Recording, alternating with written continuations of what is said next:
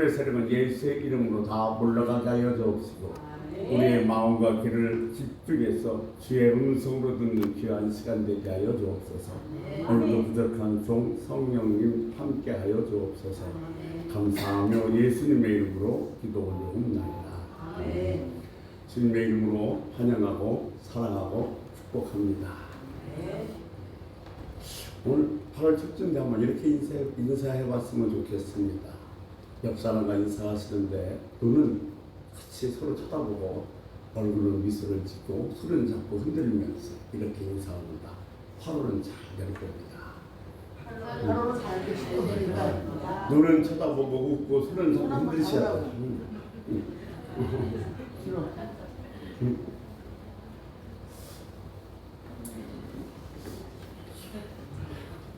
8월은 잘 될 겁니다. 아멘. 더 잘 될 겁니다. 아멘. 최고로 잘 될 겁니다. 아멘. 그러시길 주의 이름으로 소원합니다. 아멘. 요즘 이제 프랑스 하계 올림픽 때문에 밤잠을 설치는 분이 많이 계시겠습니다만 그 스포츠 중계를 보면서 이런 생각을 해봤습니다. 승자와 패자의 차이는 엄청납니다. 그런데 패자는 패배한 그 상처에서 회복되지 못하면 영영 선수생활을 할 수가 없습니다. 승리하는 것도 중요하지만 패배했을 때 그 상처를 회복하는 것이 매우 중요하다고 합니다. 여러분 운동뿐만 아닙니다. 신앙도 마찬가지고 경제도 마찬가지고 우리 몸도 마찬가지입니다. 때로는 병 걸릴 수도 있습니다. 그러나 중요한 것은 회복이 돼야 된다는 겁니다. 오늘 이 아침 여러분의 가정과 자녀, 생업, 그 직장, 그리고 육체에 하나님의 회복의 역사가 있길 주의 이름으로 간절히 소원합니다. 아멘. 오늘 우리가 본문을 읽었던 말라기는 구약의 마지막 책입니다. 근데 우리가 보통 말라기 그러면 신앙생활을 하신 분들은 딱 떠오르는 게 11조입니다. 그런데 여러분 말라기 주제는 11조가 아닙니다. 회복입니다. 오늘 말라기에서의 특징을 잠깐 몇 가지 말씀드리면 첫 번째 말라기라는 것은 하나님의 사자, 천사, 나의 메신저라는 뜻을 갖고 있습니다. 그래서 이 말라기에는 우리가 보통 요엘 들으면 요엘 선지자가 기록한 책인데 말라기는 어떤 특별한 사람의 이름이 아니라 익명의 선지자, 익명의 종이 이스라엘 백성들에게 전하는 하나님의 예언의 말씀이라는 뜻입니다. 두 번째 이 말라기의 그 시대적 배경은 역사적으로 잘 나타나 있지는 않습니다. 그런데 본문을 읽어보면 총독이 나오고 또 성전에서 이 제사가 타락했고 백성들이 부패한 모습을 볼 수 있어서 에스라 선지자의 예언 이후 100년쯤을 시대적 배경으로 많은 학자들이 보고 있습니다. 한편으로는 스룹바벨 성전이 증축되었으나 하나님을 경외하는 내면적 신앙은 무너져 버리고 말았습니다. 황폐해졌어요. 그래서 예배는 드리지만 감동은 없고 기도는 드리지만 응답은 없고 찬양은 부르지만 감격과 기쁨이 없는 그런 신앙 상태였던 것입니다. 하나님의 말씀을 듣고 하나님의 말씀을 읽기는 하지만 변화가 없는 상태였습니다. 한마디로 무기력한 신앙, 그리고 아주 침체한 영적 상태가 말라기 시대의 영적 상황이었던 것입니다. 이 말라기서는 어떤 시대의 배경이 잘 정확히 나타나 있지 않기 때문에 시금을 초월해서 영적 침체에 빠져 있는 하나님 백성이 주시는 하나님의 영원의 말씀으로 읽어야 될 줄로 믿습니다. 오늘 1절 말씀에 보면 이렇게 기록되어 있습니다. 여호와께서 이스라엘을 향해 말씀하시는 경고라 그랬습니다. 여호와께서 이스라엘에게 말씀하시는 경고라. 근데 여기는 다만 책망이나 권면의 말씀이 아닙니다. 도대체 이스라엘 백성들이 왜 그렇게 영적인 침체에 빠졌고 그것을 회복시키는 방법은 무엇인가를 오늘 말라기서에서 제시하고 있는 것입니다. 여러분 이 치유와 회복의 방법을 먼저 결론적으로 말씀드린다면 하나님과의 관계가 회복될 수 있는 방법은 예배입니다. 제가 3주 계속해서 여러분에게 예배를 말씀드리고 있습니다만 하나님 관계가 잘못된 우리들 삶은 잘못될 수밖에 없습니다. 그래서 하나님과의 관계가 회복시키기 위해서는 예배의 성공해야 하는 것입니다. 왜냐하면 모든 것은 예배에서 시작되기 때문에 그렇습니다. 내 삶이 지금 정말 곰핍하고 힘든다는 것은 예배에 실패했다는 얘기고, 내 삶이 좀 더 정말 성공적인 삶을 살고 있다는 얘기는 예배에 성공했다는 이야기입니다. 그래서 모든 것은 예배에서 시작됨으로 말미암아 예배는 반드시 드려야 되고, 예배는 반드시 성공해야 되고, 예배에서는 반드시 감동이 있어야 될 줄로 믿습니다. 아멘. 오늘도 이 말라기 그 말씀을 들으면서 우리들이 심령도 말라기 시대처럼 영적으로 회어된 상태는 아닌지 한번 생각해보고, 우리 말라기 말씀을 들으면서 여러분의 가정과 자녀, 신앙, 그리고 여러분의 모든 생각들이 다시 회복되는 역사가 있길 주의 이름으로 간절히 소원합니다. 아멘. 오늘 그런 맥락에서 2절에 보면 하나님께서는 이스라엘 백성들을 향해서 사랑한다고 말씀하십니다. 근데 이스라엘 백성들은 그 사랑을 의심합니다. 그러면서 뭐라고 얘기하냐면 언제 우리를 사랑하셨느냐고 반문하고 있습니다. 그러면 이스라엘 백성들은 왜 하나님의 사랑을 의심하게 됐을까요? 세 가지 이유 때문에 그렇습니다. 첫 번째, 그들은 무지했습니다. 하나님에 대해서 알지 못했기에 그 하나님의 사랑에 대한 확신이 없었던 것입니다. 하나님의 사랑은 신실하신 사랑입니다. 네. 신실하신 사랑이라는 것은 변함이 없는 사랑이라는 것입니다. 아비가 자식을 불쌍히 여긴 같이 자기를 경외하는 자를 하나님께서는 변함없이 사랑하신다고 그랬습니다. 그리고 에레미야서 31장 3절 말씀에 보면 이렇게 말씀하고 계십니다. 나 여호와가 옛적에 이스라엘에 나타나 이르기를 나는 영원한 사랑으로 너희를 사랑했고 인자한 사랑으로 너희를 인도하였도다. 하나님의 사랑은 영원한 사랑이고 인자한 사랑입니다. 근데 인자하다는 얘기는 히브리어로 헤세드고 헬라어로는 아가페인데, 이 아가페 사랑은 우리들의 사랑과는 다르다는 겁니다. 우리들의 사랑은 조건이 있습니다. 좋으면 찾고, 사랑하고, 싫으면 언제든지 돌아서고 미워할 수 있는 것이 우리들의 사랑입니다. 그러나 하나님의 사랑은 그럼에도 불구하고의 사랑입니다. 우리는 하나님을 싫어할 때도 있습니다. 하나님을 배신할 때도 있습니다. 그러나 그럼에도 불구하고 하나님은 여전히 우리를 사랑하신다는 겁니다.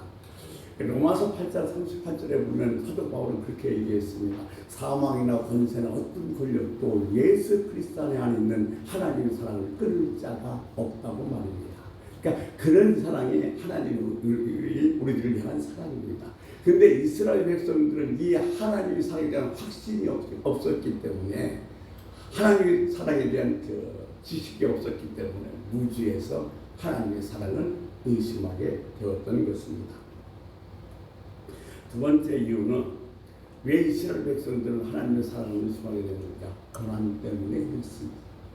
고난이 다가오니까, 마치 광야 같은 광야가 계속되니까 하나님 왜 어떻게 이것이 우리를 사랑하는 것입니까?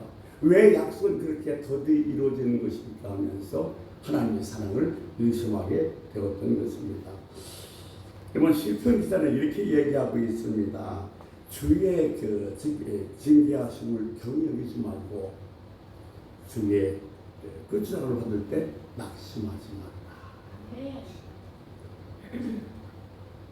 징계는 당시에는 즐거워 보이지 않지만 결국은 슬프지만은 우리들을 연단해서 아름다운 영예를 맺게 하기 위하시기 때문에 그렇습니다. 그러므로 우리는 지금도 힘들고 어렵고 고난이 닥쳐올 때 낙심과 절망하는 것이 아니라 이것이 하나님의 나를 사랑하는 사랑의 표시임을 믿어야 됩니다. 내가 힘들고 어렵고 괴롭지만은 전능하신 하나님이 나를 사랑하고 계시다는 이 확신만 있으면 어떤 어려움 속에서 넉넉히 견디며 다시 회복되게 될 줄로 생각이 됩니다. 여러분, 고난과 어려움 속에서 하나님은 여전히 나를 사랑하고 계신 것을 잊지 마시길 바랍니다. 이스라엘 백성들이 하나님의 사랑을 의심한 세 번째 이유는 그들이 하나님의 사랑을 잃어버렸습니다. 하나님의 은혜를 잊어버렸습니다. 여러분, 누가복음 7장에 보면 10명의 문둥병 환자가 나옵니다. 주님 앞에 나왔습니다. 맞고침을 받았습니다. 그런데 한 사람만, 사마리아 문둥병 환자만 주님 앞에 나와서 감사와 영광을 돌리고 당시 문둥병은 불치의 병입니다. 이 불치의 병을 나았음을 받아서 깨끗이 나았음에도 불구하고 마치 당연한 그 은혜를 잃어버리고 각자 자기 집으로 돌아갑니다. 여러분, 우리는 날마다 하나님의 은혜가 아니면 살 수 없습니다.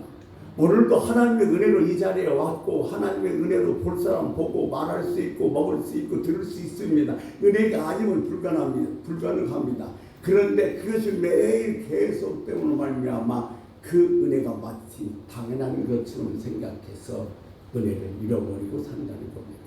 그러니까 이스라엘 백성들은 하나님의 엄청난 은혜와 사랑을 받았음에도 불구하고 그 사랑을 잃어버렸고 그 은혜를 잊어버렸기에 하나님의 사랑을 확신하지 못하고 있었던 것입니다. 이 예배는 하나님의 은혜를 다시 한번 기억하는 시간입니다. 이 예배를 통해서 하나님의 은혜를 다시 한번 기억할 때에 비로소 우리는 다시 회복될 수 있는 거예요. 한 주간 우리 보세요. 우리가 사는 모든 것이 다 주님의 은혜예요. 그런데 그것이 매일 계속되기 때문에 마치 당연한 것처럼 살고 있다가 주일날 이 예배를 통해서 그것이 다 하나님의 은혜였다고 다시 은혜를 회복시키는 시간이 바로 이 예배 시간입니다. 이 예배를 통해서 여러분, 이 하나님이 주신 여러분에게 주신 은혜가 회복되는 놀라운 역사가 있기를 주의 이름으로 간절히 축원합니다. 아멘. 여러분, 예배에 실패하면 은혜가 사라집니다. 예배가 실패하면 감사가 사라집니다. 감사가 사라지면 기쁨이 사라지고 기쁨은 감사에서 나오지만 감사는 하나님의 은혜를 기억할 때 나옵니다. 여러분, 그래서 우리는 날마다 하나님 주신 은혜를 기억할 수 있는 은혜가 있기를 주의 이름으로 소원합니다. 여러분, 다시 한번 말씀드리지만 이 예배는 하나님의 은혜를 기억하는 시간입니다. 곰곰이 생각해 보면 몹시 힘들지만 지금은 답답하지만 하나님이 나에게 주신 은혜가 있습니다.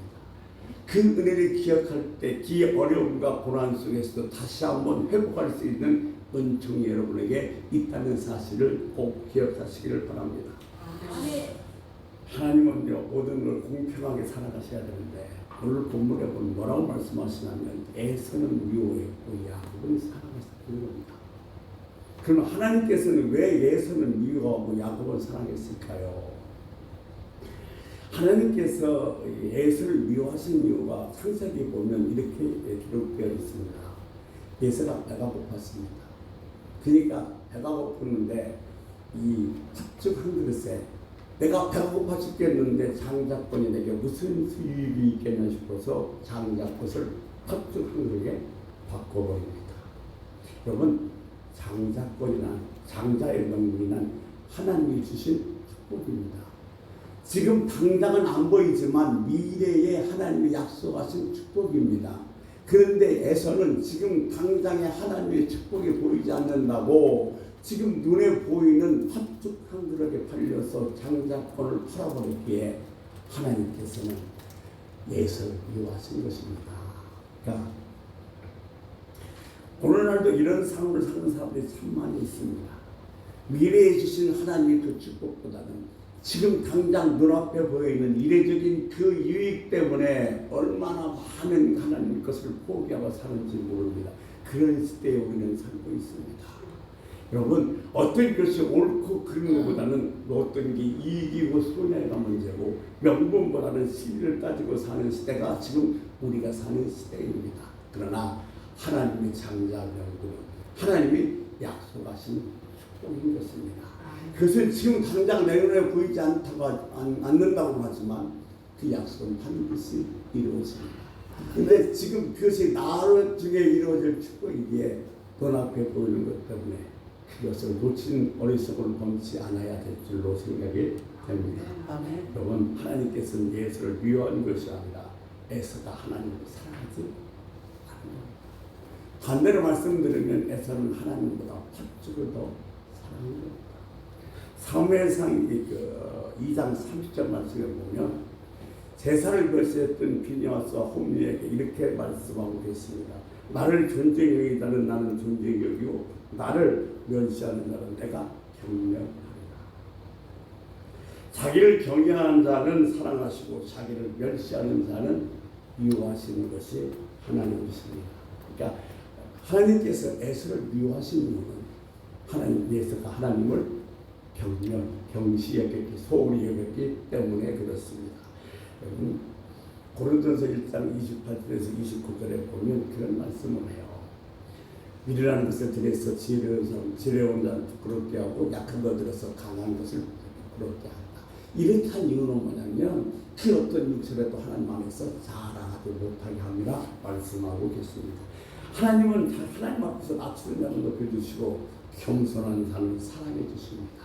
그러니까 하나님은 교만한 자는 반드시 낮추시게 되어 있습니다. 그것이 하나님이 하시는 일입니다, 여러분.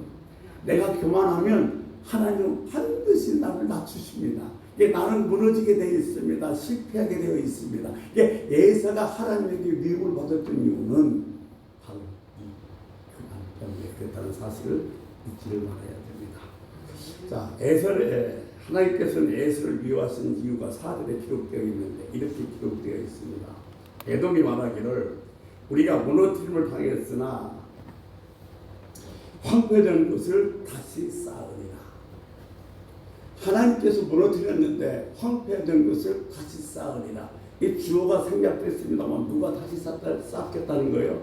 내가 쌓겠다는 거예요. 이제 하나님이 축복하시지 않으면 내가 축복을 만들겠다는 이야기입니다. 지금 이 에돔의 이야기는 이제 인간의 힘으로 한번 살아보겠다는 거예요. 인간의 힘으로 한번 성공을 해보겠다는 겁니다. 그런데 하나님께서 뭐라고 말씀하시면 그들이 쌓을지라도 나는 허물이라 말씀하십니다. 이게 무슨 말씀입니까? 하나님을 대적하는 자는 반드시 실패하게 되어 있습니다. 망하게 되어 있습니다.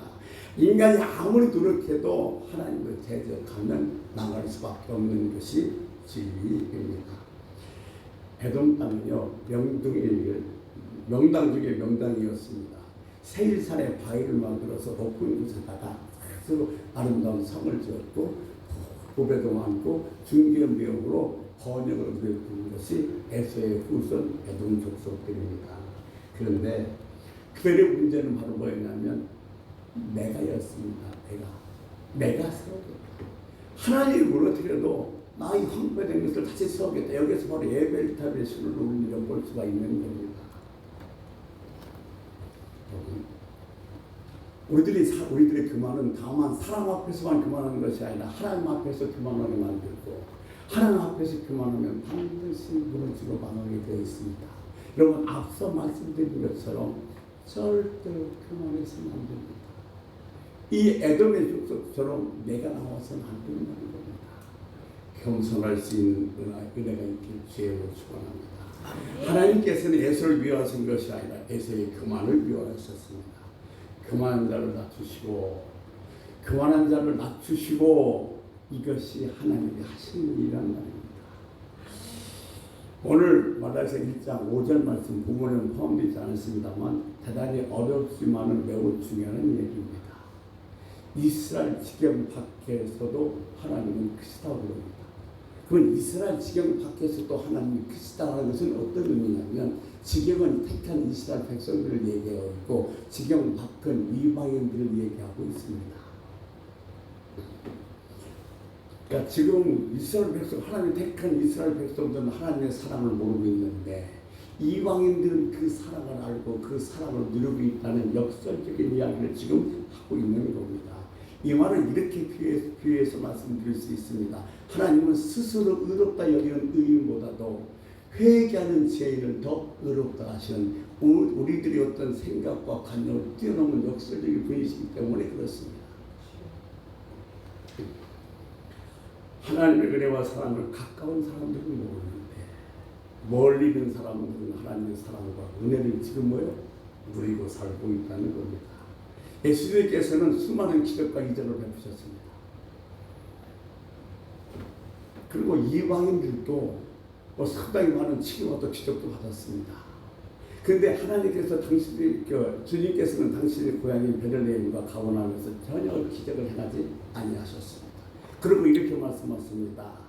선지자가 자기 고향과 집을 빼놓고선 대접받지 못한 것이 없느니라는 겁니다. 여러분, 주님이 우리를 사랑하고 계시는데, 가까이에서 사랑하고 계시는데 우리는 그 사랑을 모르고 있다는 겁니다.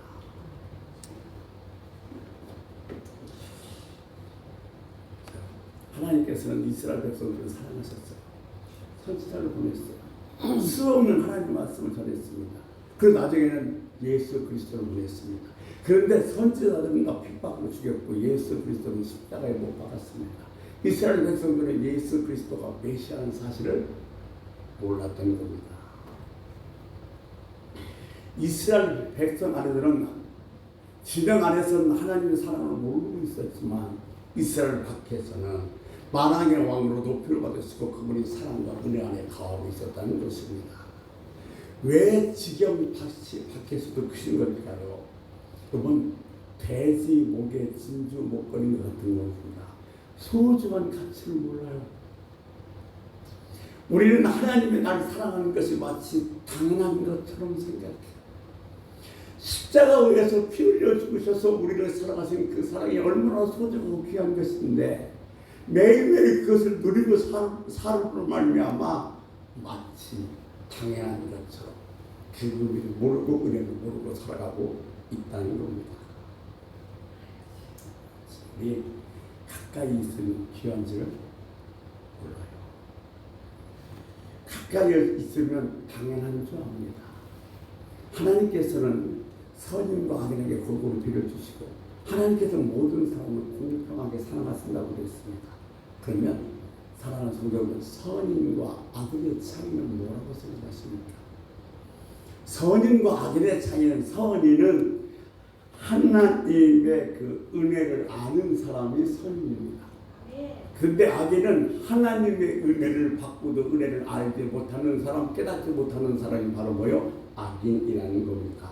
마치 하늘에서 산대비가 쏟아져도 장독대 뚜껑을 닫아놓으면 한 방울도 들어갈 수 없는 것처럼 나는 하나님의 사랑을 받지 않았다, 나는 하나님의 사랑은 뭔지 모른다고 얘기하지만 하나님의 사랑이 부족해서도 아니고 하나님의 은혜가 내리지 아니하셔도 아닌 게 아니라 그 은혜를 깨닫지 못하기 때문에 그렇다는 겁니다.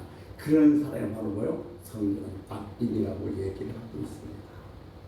아니, 너희는 나중에 보고 알게 될 거라는 겁니다. 묵도하게 될 것이라는 거 뭐요? 작은 자를 들어서 큰 자를 부끄럽게 하는 것. 또 그리고 정말 겸손한 자를 축복하시며 교만한 자를 버리시겠다는 것을 너희들이 두 눈으로 보고 알게 되겠다고 지금 말씀하고 계신 것입니다. 하나님의 사랑과 축복을 받은 사람은 누구입니까? 장자 에서가 아니라 야곱입니다. 하나님의 축복하신 사람은 누구입니까? 예수 그리스도에게 최고의 가치를 두고 우선순위를 두고 사는 사람입니다.